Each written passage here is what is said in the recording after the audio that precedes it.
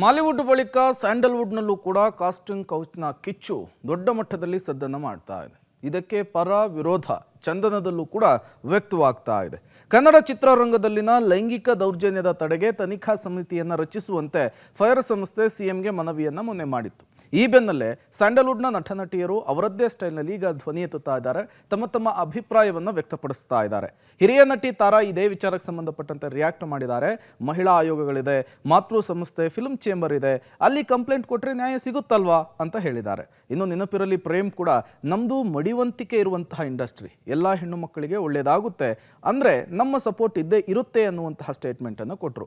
ಇನ್ನು golden star Ganesh ಕೂಡ ಇದೇ ವಿಚಾರಕ್ಕೆ ಸಂಬಂಧಪಟ್ಟಂತೆ ಮಾತನಾಡಿದರು. ಇದ್ರ ಬಗ್ಗೆ ನನಗೇನು ಗೊತ್ತಿಲ್ಲ ಅನ್ನುವಂತಹ ಸ್ಟೇಟ್ಮೆಂಟ್ ಕೊಟ್ಟರು. ಎಲ್ಲರಿಗೂ ಒಳ್ಳೆಯದಾಗಲಿ ಅಂತ ಹೇಳಿ ಸುಮ್ಮನಾದರು.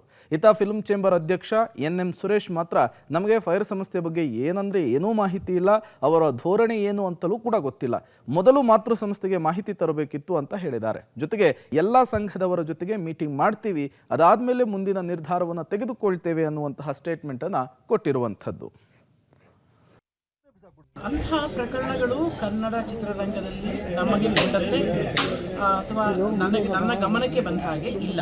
ಆ ಥರದ ಪ್ರಕರಣಗಳು ಕಂಡು ಬಂದಲ್ಲಿ ಖಂಡಿತವಾಗ್ಲೂ ಖಂಡಿಸ್ತೇವೆ. ಈ ಥರದೊಂದು ಸಮಿತಿ ಬೇಕು ಅಂತ ಕೆಲವ್ರಿಗೆ ಅನಿಸಿದೆ, ಹೋಗಿದ್ದಾರೆ. ರಾಷ್ಟ್ರೀಯ ಮಹಿಳಾ ಆಯೋಗನೂ ಇದೆ, ಹಾಗೆ ರಾಜ್ಯದಲ್ಲಿ ಕೂಡ ಮಹಿಳಾ ಆಯೋಗ ಇದೆ, ಫಿಲ್ಮ್ ಚೇಂಬರ್ ಇದೆ, ನಮ್ಮ ತಾಯಿ ಸಂಸ್ಥೆ ಇದೆ. ಆ ಥರದ ಏನಾದರೂ ಕಂಪ್ಲೇಂಟ್ಗಳನ್ನು ಕೊಟ್ಟರೆ ಅವ್ರು ನ್ಯಾಯ ಒದಗಿಸ್ತಾರೆ. ನಿಜವಾಗ್ಲೂ ಹೇಳಲ್ಲ ಸರ್, ಪಾಪ ಗಂಡ್ಮಕ್ಳು ಸರ್, ಅನ್ಯಾಯ ಆಗಿದೆ ಅಂದ್ರೆ ಅವ್ರಿಗೆ ನ್ಯಾಯ ಸಿಗಬೇಕು. ಅದು ಒಂದು ಕ್ಷೇತ್ರಕ್ಕೆ ಸಂಬಂಧಪಟ್ಟಿದ್ದು ಅಲ್ವೇ ಇಲ್ಲ. ಎಲ್ಲಿ ಈ ತರ ಆದ್ರು ಅಂದ್ರೆ ಕಿರುಕುಳ ಅಂತ ಹರಾಸ್ಮೆಂಟ್, ಅದು ಖಂಡಿತ ತಪ್ಪು. ಅದು ಎಲ್ಲಿ ನಡೆದ್ರು ತಪ್ಪು. We stand with those people. ಯಾರಿಗಾರ ಅನ್ಯಾಯ ಆಗಿದೆ ಅಂದ್ರೆ ಜೊತೆಗೆ ನಾವು ಇದ್ದೇ ಇರ್ತೀವಿ. But I am not a part of activist ಅಲ್ಲ ನಾನು.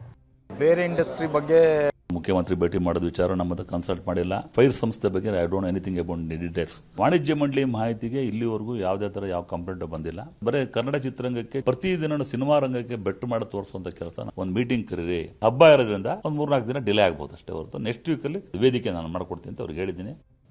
ಸ್ಯಾಂಡಲ್ವುಡ್ನಲ್ಲಿ ಈಗ ಕಾಸ್ಟಿಂಗ್ ಕೌಚ್ ಕಿಚ್ಚು ಹತ್ಕೊಂಡಿರುವಂತಹದ್ದು.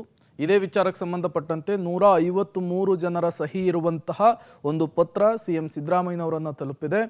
ಹೇಮಾ ಸಮಿತಿಯ ರೀತಿಯಲ್ಲಿಯೇ ಕೇರಳದಲ್ಲಿ ರಚನೆಯಾಗಿತ್ತಲ್ಲ, ಆ ಸಮಿತಿಯ ರೀತಿಯಲ್ಲಿಯೇ ರಾಜ್ಯದಲ್ಲೂ ಕೂಡ ಒಂದು ಸಮಿತಿ ಆಗಬೇಕು ಅನ್ನುವಂತಹ ಮನವಿಯನ್ನು ಮಾಡಿಕೊಂಡಿದ್ದಾರೆ. ಅದು ಕೂಡ ನಿವೃತ್ತ ನ್ಯಾಯಾಧೀಶರ ನೇತೃತ್ವದಲ್ಲಿ.